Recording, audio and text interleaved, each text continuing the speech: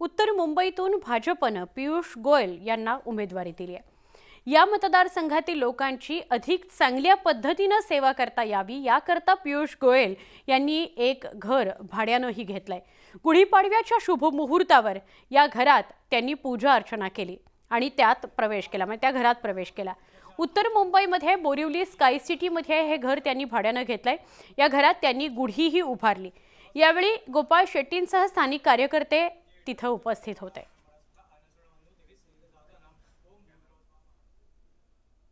मुंबई महाराष्ट्र का अभिन्न अंग है और मुंबई और महाराष्ट्र देश का अभिन्न अंग है। आमची मुंबई आमचीच राहणार आणि दुर्भाग्य आहे की अशी ताकद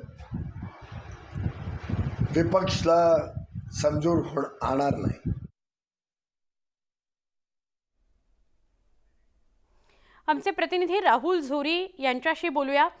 राहुल, या 2024च्या लोकसभा निवडणुकीमध्ये हे बघायला मिळतंय की आपल्याच मतदारसंघामध्ये राहणं उमेदवार प्रिफर करतायत। काहींनी आधी अशी चर्चा केली आणि पियुष गोयल तर थेट राहायलाच घेतलेत, त्यांनी तिथे रेंटवर घर घेतलंय, काय सांगा? खरं तर मुंबईचे मूळ असणारे पियुष गोयल हे यांचं मूळ निवासस्थान जे मुंबईतलं आहे ते वरळीत आहे।